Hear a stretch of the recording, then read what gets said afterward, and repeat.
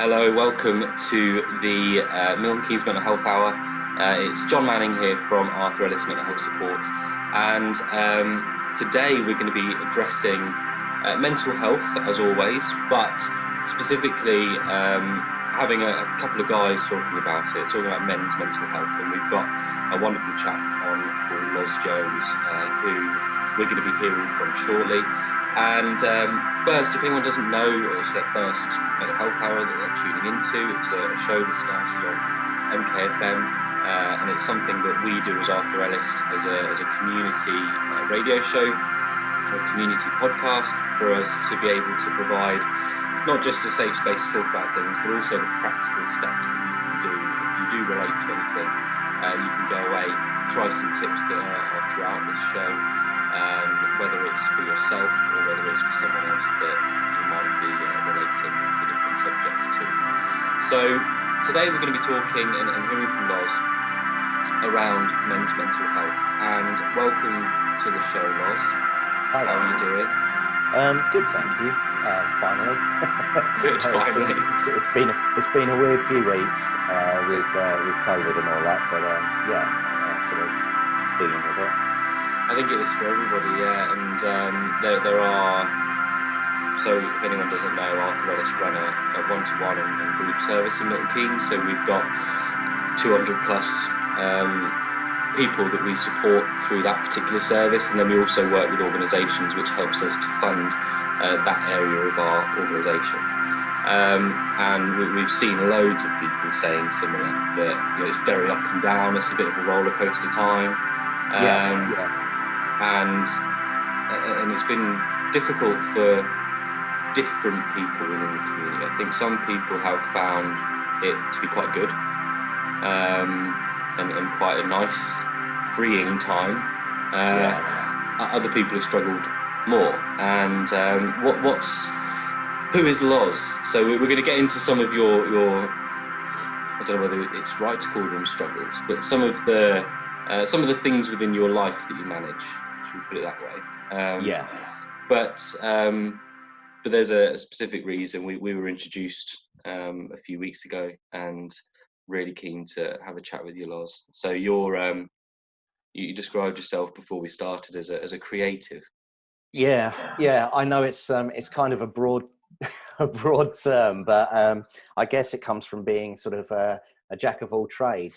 For 20, 30 years, I've been a creative person doing all kinds of things. So I've started my own agency, Loz Jones Creative Sound and Vision. And it basically involves anything that a client would need, from sort of logo design right through to video and animation, which involves animation, but also, I write music as well. So I can create bespoke music for all of those kind of things. So it's probably come down the graphic design route originally, but I've got experience in all of those things. So I've just started this agency. Obviously, it's great timing with COVID-19 happening, and so I'm just trying to build up a client base right now. At the same time, in my spare time, I do the same things. I'm creative in my spare time as well. I write my own music, which I release and put out there. And I've been doing that for 15, 20 years. So I love doing that. And, that's kind of my spare time. But juggling that is a new challenge. And it is, people think starting businesses at this sort of time is going to be very difficult. Starting businesses anyways is a very difficult thing. But at the same time, it's probably to reframe it slightly, it's probably a really good time, because a lot of people are turning to more the digital angles of things, and they need to be more creative around how they communicate with the people that they're trying to reach out to. So in a way, it's you're perfectly situated for that. Well, I think, practically speaking, it's something that I've been looking towards for a while, because obviously being in video, large files were generally very difficult to shift around. And so you generally had to be in an office environment to do that, because you'd get couriers delivering big tapes originally. Then now you get huge disk drives arriving and all that kind of stuff with lots and lots of content on. Now, with broadband and file sharing being a hell of a lot easier and quicker, and also the video has come a long way digitally so that we can compress things a lot better. It just means that it's physically capable of working from home. And I think just generally we need to do that a bit more for the sake of the environment, let alone any other reason. But yeah. We did a show on nature not too long. Well, it was a couple of weeks ago, and it was really good to understand, how how people can bring nature into their lives. And you've got creativity in your life, which is a really good stabilizer for mental health, because you've got a bit of a mental health history too, alongside the wonderful work that you do. I mean, I was diagnosed bipolar in very late at 43, and obviously having bipolar, you've generally had it from a very, very early age, which I had. Just didn't know that's what it was or what was happening. And to have that sort of explained and to get to this point now, creativity is one of those things that I would encourage anybody to have a go at who's struggling, let alone, being this, even if you don't feel like you're a kind of creative person, writing down how you feel, painting, drawing, it helps. It really does. It's a very a great therapy. That's the best way. And we're going to talk more about your story, how you came to reaching out to begin with, but also some of the things that you picked up on, or the people around you picked up on, because there's so much around recognizing the signs and different things. So this may help people to identify with some of the things and what they can do about it. And I would agree, creativity, we can pick up on that a little bit around self-regulation, and if people do become overwhelmed with certain emotions or feelings or situations, it can be an amazing outlet. So we're going to have a little bit of a break, come back and start getting into all of those different wonderful things. So we'll speak to you guys in a second. Okay, welcome back to the Milton Keynes Mental Health Hour. It's John Manning from Arthur Ellis Mental Health Support. We're here with Loz Jones. Last link we did, Loz, and in the break there, you mentioned that you were diagnosed with bipolar at 43. Yeah. Quite late. I think typically the normal age to be diagnosed with something like bipolar is sort of in your mid-20s. So how did that all come about? What was the process that led up to this diagnosis? What was the things that were picked up on? What kind of started that at such a late age for you? Well, coming right up to when I was 43, I had, it started a little bit before then. So probably back when I was about 42, I started to have more extremes of ups and downs that I'd had all my life. And I don't mean ups and downs, I mean extreme mood changes. Yeah. And these can be from like 2 days of being very down to 5 days of being on a massive high, back to, and this has gone on my whole life. But it's always been put down to something else. So, I had too much to drink, or, or that food doesn't agree with me, or it could be anything, or that guy provoked me and I overreacted because I'm a creative. So therefore I'm a prima donna or a highly strung. So all of these things, there was always a reason or an excuse. And I was doing the same thing for myself. But as I got to sort of around about 42, I was working at an agency, and I noticed that these peaks and troughs were getting more and more extreme. And you noticed it wasn't? Yeah. I noticed. I'd never been in the office and shouted at people or thrown things around. I was reaching a point when, particularly when I was on a high, when I was in a happy place, well, not, I say a happy place, when you're on a high, you're overconfident, you are super confident. And when people don't agree with you about something, you tend to get really irate with them, especially if they don't really understand. And again, being a creative and working with people who aren't so creative, I think everybody is, but that's another argument for another day. I think everybody's creative, but some people just not as much as others, and they don't want to understand how that works. So anyway, I noticed these changes big time. So, and stupidly, like a lot of guys, you kind of sit on it and you think it's something else. Like I said, I've been explaining stuff away for years. So I quit that job, and me and my wife decided that the best thing we could do was go away on a massive long holiday. Well, I say holiday, it was traveling. We went traveling because we just said we needed a good long break, come back and restart our lives again, and just with a fresher outlook on things, which is what we did. And of course, you go away for 7 months, 8 months, 9 months, and you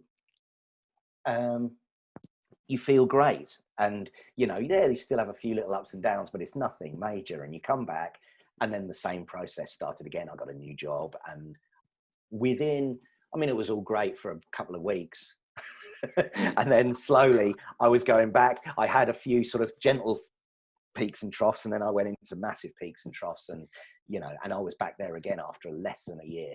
And so and that's sort of the difference between normal mood swings. That everyone has mood swings, everyone has good days, bad days, but I suppose that's the difference between the normal mood swings people might experience and bipolar mood swings, where it is much more extreme. So I've had it described to me before, because I've got the same diagnosis, and it's where normally people will experience a -1 to a +1. That's the saddest and the happiest days of their lives.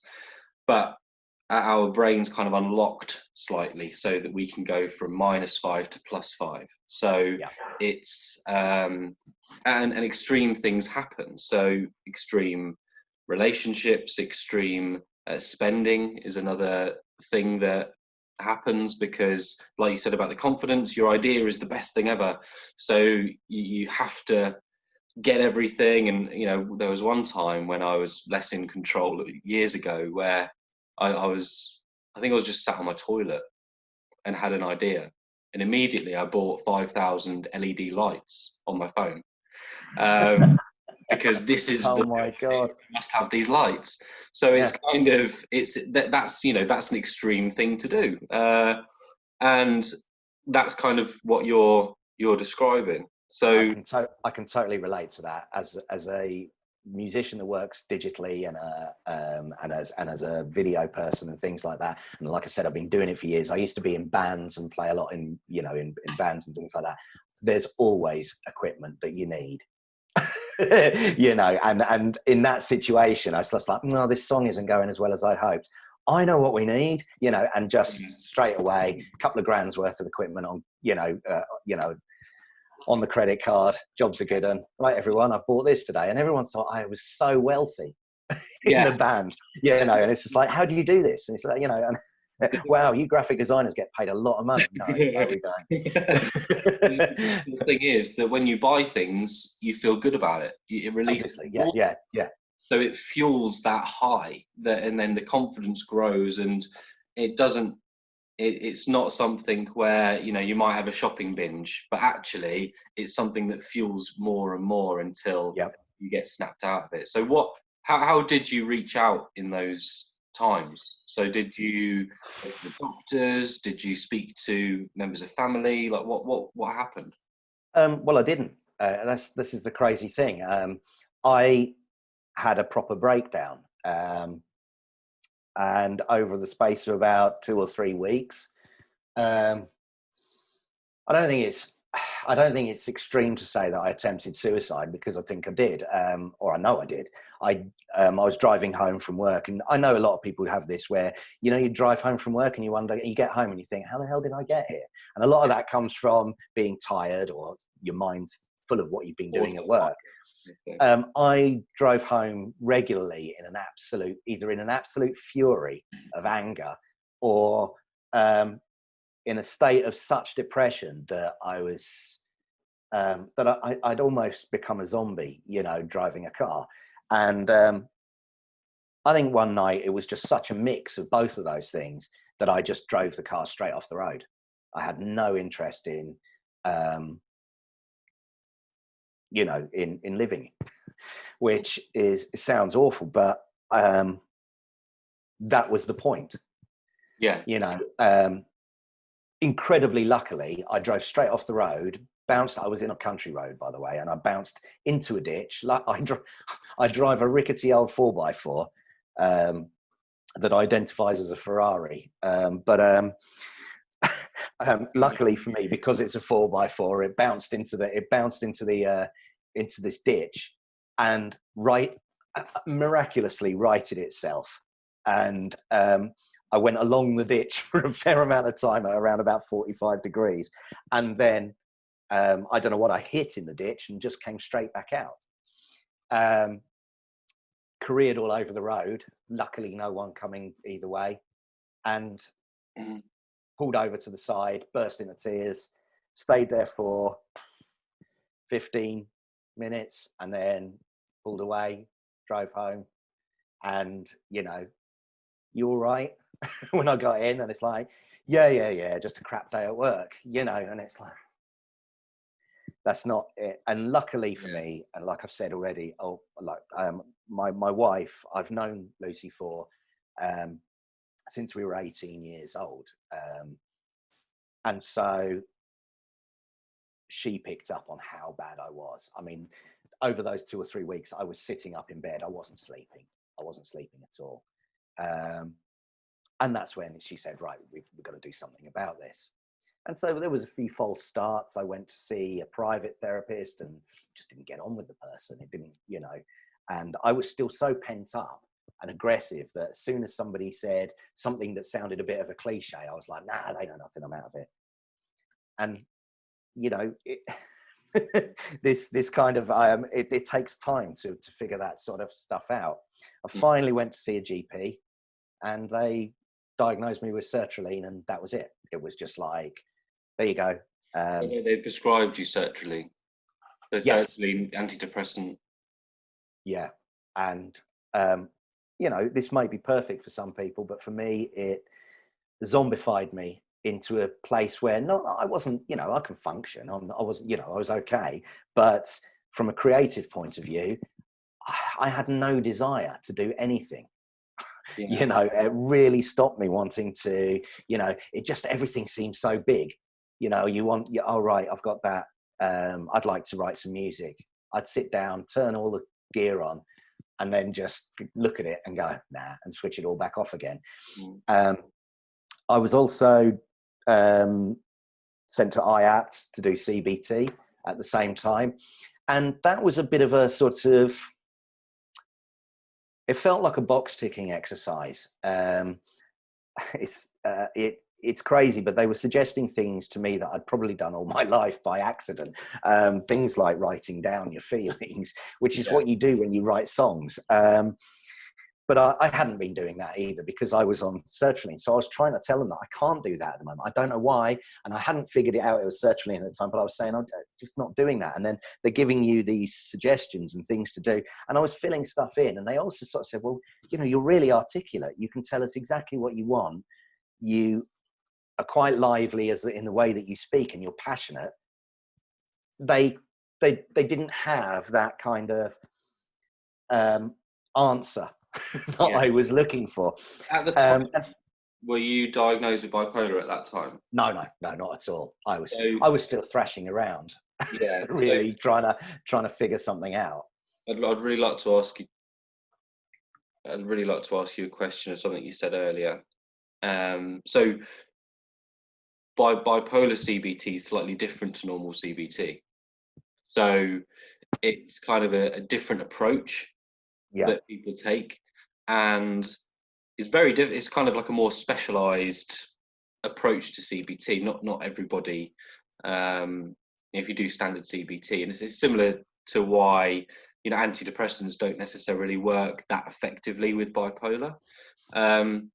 People are prescribed it sometimes to take the edge off some of the depression crashes, but in very, very small and very, very controlled doses. And I can't go into it. I'm not a psychiatrist or anything, but from my understanding of lots of medications throughout my life, that's kind of the grip that I've got on it.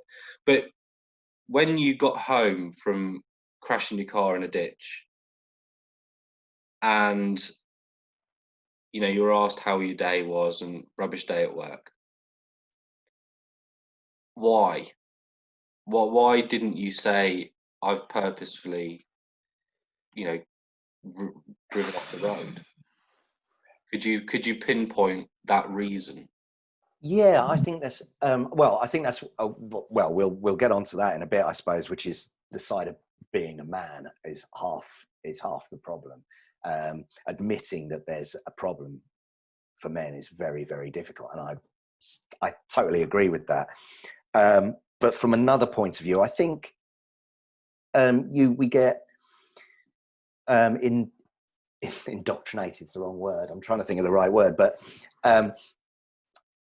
we're I suppose from my particular life, I've been making excuses and reasons for all of this stuff. So generally in my head, it was the several people I'd had clashes with at work were dickheads and they were bringing me down. You know, or they weren't very clever people, and all of that kind of stuff. And that was the reason. And I would come in and I'd say, I think I need to change my job. I don't think I can work here any longer. You know, I thought it was going to be a good job, and these people are just genuinely nasty people. And it was such a load of rubbish because they were actually lovely people. And my last job probably was the best thing I'd ever had. And they were a great bunch of people to work for. But unfortunately, by this point, I was in such a state that no one could say anything, you know, and I was in charge of a good chunk of people as well. I was running a department.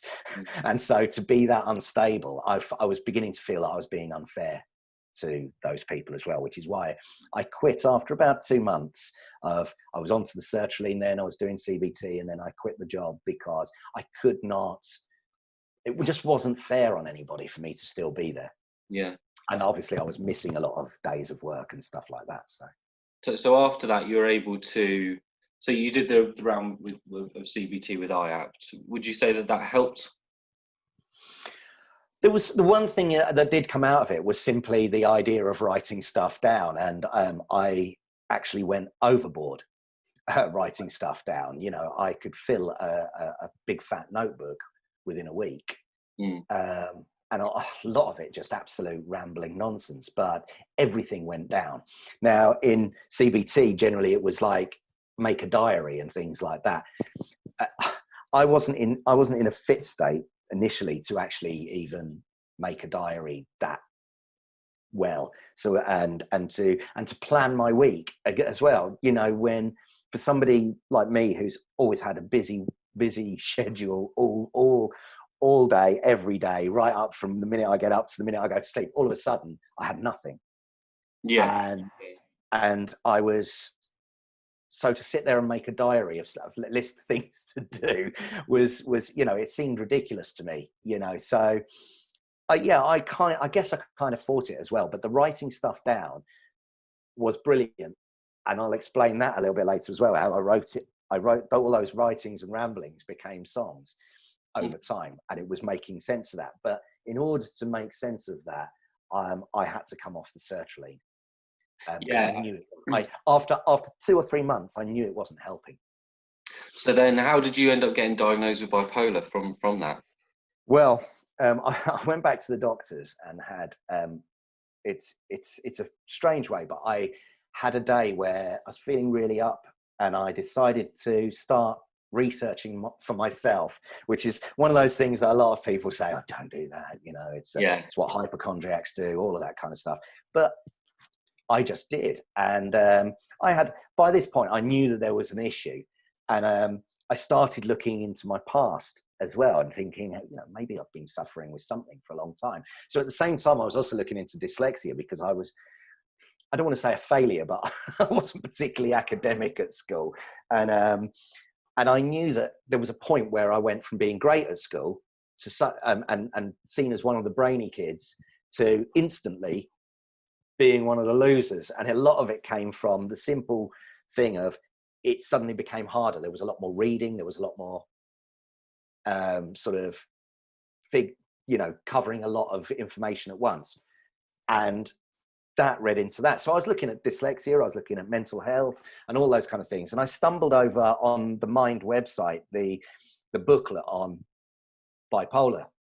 And I opened it up and it just read like the manual of Loz. I mean, it was ridiculous. I sat there and I was like, this is just me. This is what it is. I mean, okay, it covers various levels of bipolar and different levels on the spectrum, and, you know, but I was sitting there going, wow, this is incredible. So I went to my GP and I said to this person, I'm not taking the sertraline anymore because it's not helping me in any way.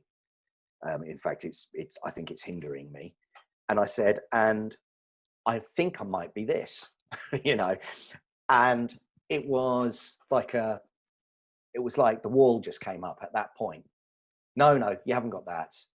People with bipolar, I've seen people with bipolar, they need pinning down, you know, and all this kind of stuff. And I was You've not been in prison, you know, it's not. Yeah. I haven't, and she was like, you see, now I've told you haven't got it. You should be throwing things around. No, but I can explain to you that I have done. But, you know, it was really weird. And I think it's half of it as well is I think you can upset GPs by suggesting that you might have something as well. I think that happens quite a bit. Yeah, and I think in some respects GPs aren't necessarily trained in this sort of stuff. No, they're not, and it's not their fault. Yeah, like I said before, they're a gateway to other specialists in this area, like psychiatrists or, you know, clinical psychologists who are able to look at it in a little bit more detail. They are equipped to be able to deal with things like depression, anxiety. Anything further on than that becomes a bit more complicated. So did they refer you on? Like what was the... No, not at all. I spent a couple of months just learning to try and live with it. Because I'd come off the sertraline, I was in a more creative space. So that's when I started putting some songs together. And it was okay for a while, but no, you know, back to kind of where I was and feeling really, really low at this point because I still had nothing, you know. And it was just a case of, look, I found this booklet on the Mind website. I went to see them and I said, you know, they said, well, they do this kind of initial meeting. And I suggested then exactly what I'd suggested to my doctor. And they said, well, okay, but we can't diagnose you. We're not doing that sort of thing, but we can do one-to-one meetings, one-to-one therapy sessions. And I spilt my guts over six one-to-ones with a brilliant therapist. And it was only when I'd had like maybe 2 or 3 where I was really down. And then I had one where I was on a massive high. And she saw the blatant difference. And she said, do you know what? I think you might be bipolar. And I said, well, look, I've explained this to my GP. And, you know, what can I do other than that? You know? And she said, well, I can write a letter to your GP recommending that you get seen by somebody to do this. So I had another 2 sessions and I was actually gutted to have them finish. Because they were helping as well. Just opening up and talking to someone who wasn't a friend, who wasn't my wife, who wasn't my family, because you do feel this incredible guilt unloading to them. Whereas unloading to someone who's a professional, who's willing to do that, is a lot easier, and it really does help. They've got a fresh pair of eyes as well, haven't they? Yeah, absolutely. And I think that there is that element of, and I think this comes back to the men thing, is that there's an element that you must, and there's something that you said before we started that I'm going to put you on the spot about, if that's okay. Yeah, go. But we'll do it in the next link. But okay, yeah. From the perspective of a guy, I think the empowerment of women is going to be the savior of men. For however long, men are seen as the authoritative figure, or the scales tipped to men being more important than women. And I think that developed this unwritten rule that men are more powerful, or whatever, that kind of this that we should take on everything onto our shoulders and be strong, and we're stronger than we're the strongest species, and all of this sort of stuff. And it's been at the absolute detriment of, you look at suicide figures, you look at what we're what's happening to men across the world, and I think it's because we don't feel like we can be that vulnerable. We can't come home and say, I just drove my car into a ditch. We've got to say that, no, we're fine, we'll carry on. And I think that is a fundamental issue that will change with the empowerment of women. Oh yeah, and it's a long-term thing. It's because this is, it hasn't just started, but really, in the grand scheme of things in history, we are at the beginning of this, and I think it'll take a long time, because beyond mine and your generation and further, it's the new kids that are growing up now that are going to have that idea of equality in a much more holistic situation. We still are growing up with that thing in the background, the old hunter-gatherer stuff that's been there for centuries. And it's a mindset for ourselves, not just for everybody else, and I've had to overcome that mindset. Of course I have, and you can just see it in so many ways, and I can talk about that a lot more. But the guilt for me of unloading on a family as opposed to a professional was that changed a lot, a huge amount. Yeah.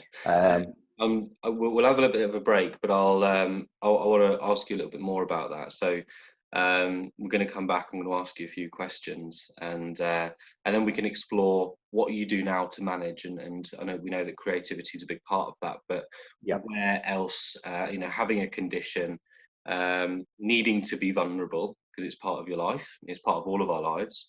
How do you go about that? And we're going to explore that. So we'll be back right after this little break. I'll speak to you in a sec. Hello, welcome back. It is the Milton Keynes Mental Health Hour with me, John Manning from Arthur Ellis Mental Health Support. This entire show is sponsored by 123 Internet, so I just want to say thank you to 123 for helping with the show. They do lots of web design, marketing, everything online basically. So they've been fantastic in supporting the show, and thank you also for MKFM for hosting it. So we're here with Loz, and we've had some really interesting discussion around Loz. You've had a hell of a few years, and from initially visiting the GP over and getting diagnosed with depression. I'm assuming from the allocation of antidepressants, some courses of CBT and different things that you've had. And we started at the end of the last link to start exploring, why don't you think that men reach out? And before we started, we had a bit of a catch up, and you said over the last week or so, it's been a relatively difficult week. So the beginning of it was quite a downer for you. Yeah. I mean, I think again, this goes back to the COVID thing, but at the start, it was kind of like a weird novelty that, my wife was working from home and everything was very different and it was fun, despite obviously seeing what was going on outside. Yeah. But this last couple of weeks, this has worn on a little bit, and I feel like I felt like I was drifting a little bit because my work, struggling to get clients and stuff like that early on. And I think that, combined with the fact that, you still have, despite having help now, I still have no control over, when I'm going to be on a high and when I'm going to be on a low. So I hit a pretty bad low at the beginning of this week and at the end of last week. And my wife had a few days off. She's been working incredibly hard. She's a key worker. She works for the council, and life has been pretty difficult at the moment. So she had a few days off and I was hitting my low at the same time. So I didn't tell her, which is crazy, knowing what I know now, that you have to open up and you have to tell people. I still didn't tell her because I didn't want her to have a rubbish 3-4 days. Yeah. I wanted her to have her days off really, really, and enjoy them. And so by the time we reached the end of the weekend, she knew, as she would, having known me so long, hey, you're struggling, and I've known you. She picked up on it without you. Oh, she knew I'd been struggling for a couple of days, but she knew what I was trying to do as well. And both kind of trying to ignore it as much. Well, we're both empathetic people, and she, she knew as well, but she knew that what I was attempting to do. And it gets stuck to the point where you just can't anymore. And by the Sunday, I was just like, what do you fancy doing today? Nothing. I just want to. And we just went, no. She went, great. So do I. That's fine. That suits me. Because by the Monday. Sorry, go on. Sorry. Finish. Oh, but I was going to say, by the Monday, she goes back to work. Fine. But me, I still don't want to get out of bed. So it hasn't helped at all. And being in that situation then, but she's amazing, because then from that point onwards, she says, right, don't try and achieve anything today. Be good to yourself, look after yourself, and slowly pick yourself back up, which is what I've done, to the point where we are, I suppose we're allowed to say this is Thursday today. So, so from Monday to Thursday, I've slowly picked up, the smoke and mirrors of radio. Yeah. So it's a Thursday, so we built up to that. Yeah, and it's just really interesting around the guilt of feeling that you will ruin a holiday. Being a burden, which is huge, like you said before, on the list of things that men particularly struggle with when they're in that process of being diagnosed or trying to get diagnosed or having therapy. That is huge on that list. I think we've all been through that point. Those of us that have gone through this process, you fill in that regular form where you have the levels of things, and then it says, in a few short words, describe how you feel. And being a burden, feeling useless, they are huge ones that come up with men because of the traditional macho hunter-gatherer thing that we've grown up with over centuries and centuries. And that you need to provide for your family and all of this sort of stuff. And obviously, if there's vulnerabilities in that, then it can knock on to the way that you provide and how successful you are as a man. And we said about success in society nowadays just being how much money's in your account, which it's I think that it is slowly changing, and this is why I mentioned about the empowerment of women being the savior of man, because I think that if that perception changes of men needing to be that provider and not allowed to be vulnerable, if we can empower women more, then we are allowed to be a bit more vulnerable and take on those qualities and have those discussions. Absolutely. I mean, it requires two things. It requires men to accept that it's okay to not to be more effeminate, that's the wrong way, but to be more like women and being more open and being allowed to express their empathetic qualities. Yeah. Yeah, empathy and express their emotions more. On the other side of things as well, is it requires women to be empowered more, so that they don't feel they have to fight for it like they are. And what I mean by that is, I think you can see areas where this fight has actually pushed this kind of thing against men, and I think a lot of men view these things as an enemy because of it. And that will go once women are properly empowered and on an equal footing to men. Do you know what I mean? Yeah. So once that reaches that stage, then I think men won't feel so threatened, is the word. They feel threatened by some of the things that that the fight for equality brings with it. You know, you almost have to go overboard to bring it back to an even playing field. And I think that going overboard, which has to happen for women to get what they need, to get what they want, is threatening men in such a way that, like I said, about so many things, small things, but the build-up of these small things, that traditional, I've got to provide, I've got to do all that kind of stuff, alongside how successful are you? Have you got loads of money? Alongside a lot of this stuff, like, for example, in advertising, or on TV shows and things like that, the middle-aged father figure is often the idiot in these situations. He's often the one that the mum and the kids all roll their eyes and laugh at and poke fun at because he's no good at doing this, that, or the other.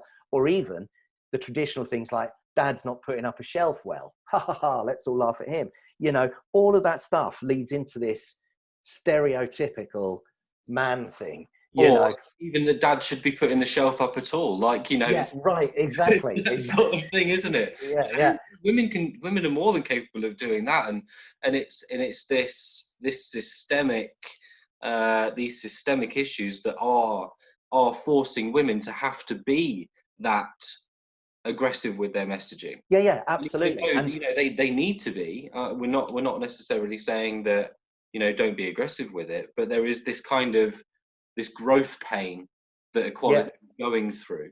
Yeah, exactly. And you're right. This will, I mean, hopefully it'll all come good, and women will hopefully be less aggressive, which sounds ridiculous here, you know, but that balance will happen. And then because of that, women won't have to be as aggressive, and men will feel less threatened, and they won't feel like they need to be traditionally the aggressor and the strong one and the one that is the hunter-gatherer. Yeah. And I think it's because the system hasn't caught up with this yet. Yeah. Well, people are doing this, and women are fighting against the system, which is very admirable, and right. I personally feel. And absolutely. once the system catches up with that, it will be much more common. And like we said before, it's not necessarily an overnight thing. It's a generational thing that will take place. But once that does happen, and there is this this true equality, not just tick boxed equality that I think people are also fighting against, but the true equality where you know, you can sit down and have a conversation with anyone that is of any gender, race, pronoun, whatever, where you're able to have this true conversation, and you legitimately both can be vulnerable, you can both be empathetic towards each other. At the point of that, I think that we will see a drastic change in the male suicide rates.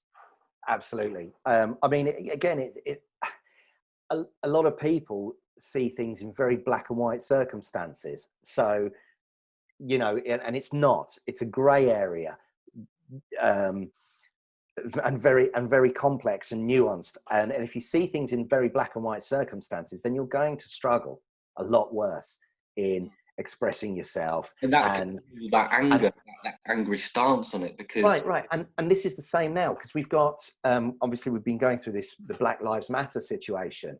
And in the same thing, a lot of white middle-aged men feel threatened in exactly that same way. And because they see everything in a very, for want of a better term, black and white situation, but it's not. There's a lot of grey areas in amongst all of this. And again, it's understanding that something has to go overboard before it can come back to balance. You know, and I think it's the same thing. It's fueled a massive interest of mine and looking at political correctness and what is, what can you say and what's okay to say, and there's this whole free speech battle that's going on as well at the minute, and it's a case of freedom of speech helps people to have those discussions and to put it across in a way that they need to in order to compel people enough to get that balance back right. So hopefully, as it progresses over time. But if people are listening to this and want us to continue having sort of more of an inequality and inclusivity discussion, then please let us know, and we can come back with another show, sort of more detailed about our views on this, which will be really interesting. But we're going to have another short break and then come back to talk about with Loz about what's happened since getting that diagnosis, what's happened since reaching out, taking that step. One thing that I will just mention before we did a break is that I did a talk at the beginning of the year when we were allowed to have 100 or so people in a room, and there was 100 people in the room. 2 of them were female, 98 were men, and it was a talk to just in relation to mental health and how they felt about reaching out. So I did some live polls during the talk where everyone had their phones out and they were doing voting and all of that stuff. So the very first question was, would you feel okay reaching out or speaking about your mental health? And it was about 96, 97% were no's. They wouldn't reach out. And then I asked, why would that be? And there was a variety of different options. It was like, I'd be a burden, or maybe I would, they wouldn't care, or anything. Just there was a few different options like that, and the majority was about 100. I think it was like 100%. I think it was quite surprising that felt that it would be a burden. Yeah. But then the final question was, there was 2 other questions. Has anyone ever reached out to you about their mental health? And it was about 70% yes. And then we asked, how many of those times was that person a burden to you? And it was 100% no. So if you think that you are going to be a burden, or you have a feeling of guilt or something that's stopping you from reaching out, think about the last time someone spoke to you about it, and did that ruin your day? Was it a burden for you? And it never is. And try and put yourself into the other person's shoes on receiving that information. And if you can open up a dialogue, then you can create solutions, very much similar to equality and all of that sort of stuff. I totally agree. I mean, in this situation, this is great, this show, because being able for us to talk about our situations says to other people, do you know what, this is okay. You can do the same. You can talk to a friend. You can, open up.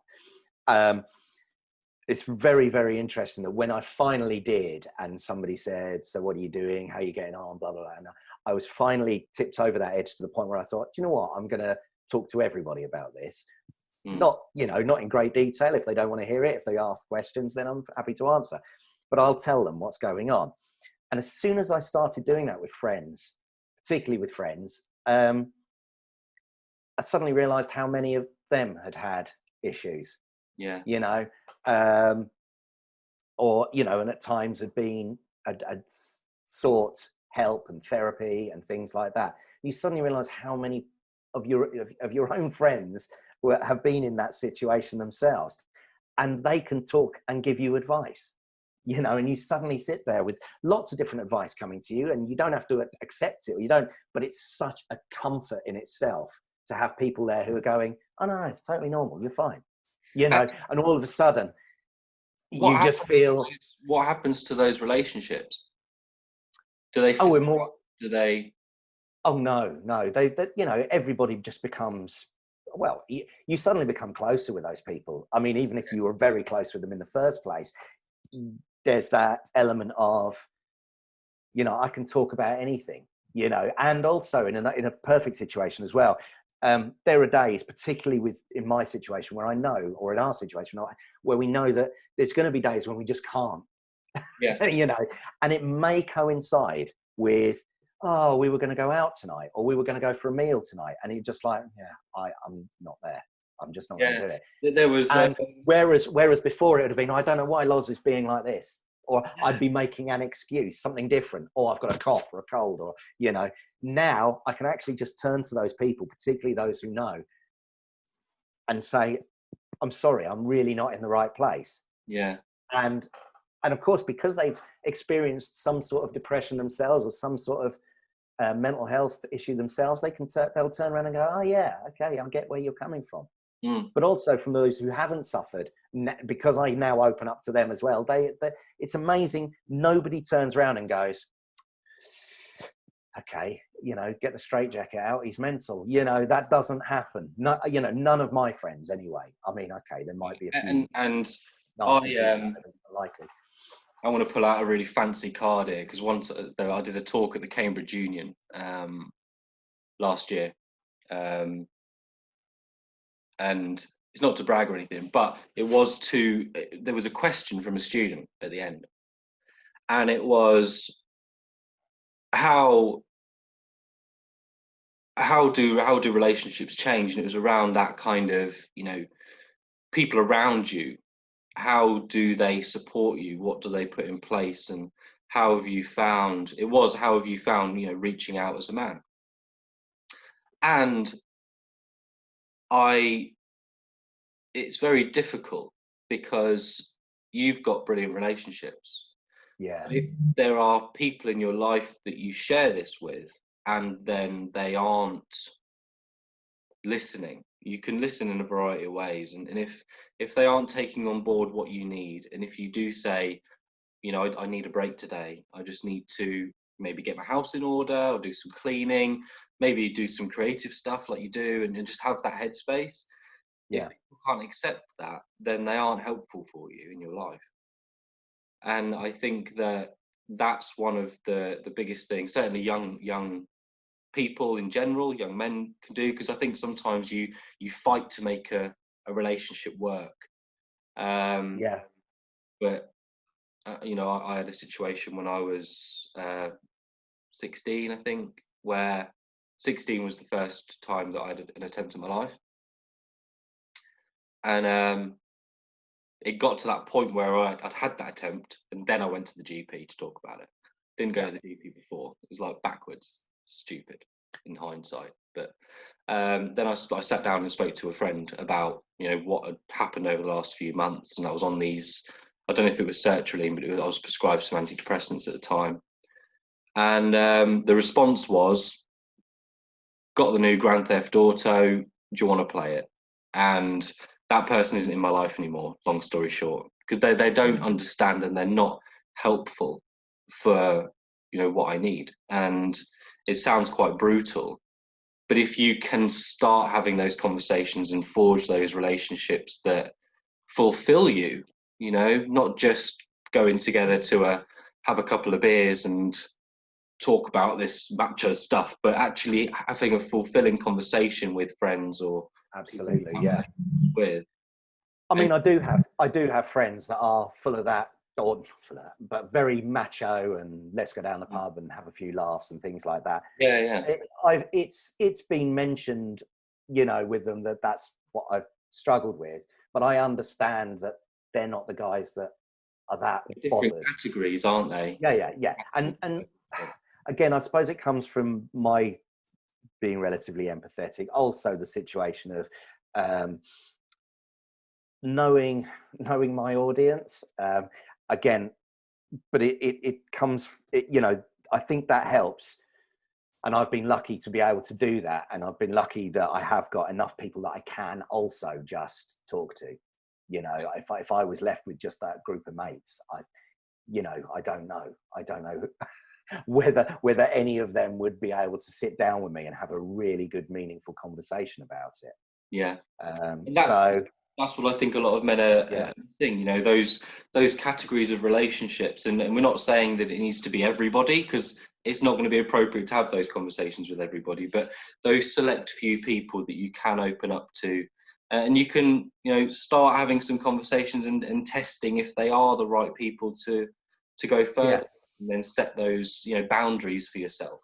I mean, again, it's I've got a lot of my friends are creatives, and again, creatives have that mental, you know, there's a high amount of mental health issues within the creative industry and with creative people. So Yeah. there's, I think it's just the way we're wired. But there's those, so because I have a lot of friends within that, then there's a fair few people who have a different approach to expressing themselves, and also may have gone through similar things as well. So I you know, and obviously, like I said, I discovered this further down the line, but these people are, have, you know, I've been lucky in the sense that I've got that.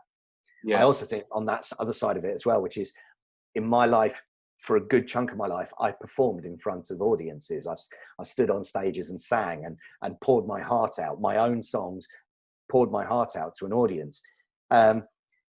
And plucking up the courage to talk to a GP, to talk to people, I would say was a lot less hard for me once I decided to do that. Yeah. I mean, I suffered with terrible nerves before every gig. And because of that, when it came to actually opening up and finally deciding I've got to do this, I mean, the whole time Lucy was pushing me in the back, but once I finally came to terms with that, I had to do it. It was like preparing for a gig. You know, I knew I was going to pace up and down, be incredibly nervous and be in a right state before going, you know, but actually finally opening my mouth and saying something about it. Once I had, then it all just flooded out. Yeah. Much the same way as it used to with me on stage, you know, first song, shaking like a leaf, you know, and all that kind of stuff. But as soon as the second song starts, third song, and by the fourth song, I'm leaping around and doing what I used to do when I was a lot fitter and younger.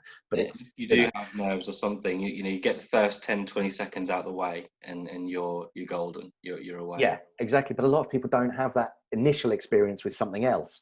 Yeah. You know, maybe you play football and, you know, that slightly maybe sick feeling you have just before you're about to kick off the game. Am I going to let my mates down? Am I going to do, you know, you think about all of those things in a quick, matter of seconds. But once that, the whistle goes for the start of the match, all of that goes away because you're running around, the adrenaline flows and you're fine and you enjoy yourself. Well, I'm not going to say you enjoy yourself, or, you know, talking about your mental health issues, but it becomes a lot easier once you're there. And because you've got to remember that you're talking to people who don't know you. In much the same way as when I used to gig, I was talking to a whole bunch of people and singing to a whole bunch of people that I didn't know. And I had to tell myself, you've done this, you've done all of this, so you should be able to do this, you know, and it was that kind of thing. So looking back on your life and maybe understanding how once in business you had to stand up in front of everyone and do a presentation or something like that. Remember what that was like and how nervous you were beforehand, and how it is, and how at the end of it, everyone patted you on the back and said, yeah, you did a great job. You know, that was fine. You know, if you can think to something like that, then that's how you potentially can approach somebody, and then open up. Absolutely. So if anyone wants to, some of the best, most creative people in the world have got something like bipolar. So if anyone wants to find out more about your creative abilities or find out more about you, Loz, how do they reach out to you? It's really simple. My name's Loz Jones. So my website is Loz Jones Creative Sound and Vision, and you can find it at lozjones.com. If you want my creative services, it's lozjones.com/creative. It's that simple. Nice. But lozjones.com, and you'll see links to all of the kind of stuff, also to my music side as well, which, you know, you can listen to my stuff on Spotify, or if you're feeling really wealthy, go and buy it from iTunes or whatever. Great stuff. And if anyone is struggling to reach out or is related to anything, then feel free to reach out to Arthur Ellis at arthurellismhs.com. Whether you're a business that's looking at strategies at the minute and how to support your whole workforce, or whether you're an individual that feels like you could do with an extra hand at the moment. So thank you so much, Loz. Thank you. That's a pleasure. Really interesting show. And if anyone wants to hear more and for us to talk about this, anything in particular, or continue similar discussions to this, then any suggestions around, you know, what you might want us to cover off or talk about will be really welcome. So thank you so much, and take care of yourself, Loz. Thank you. You too.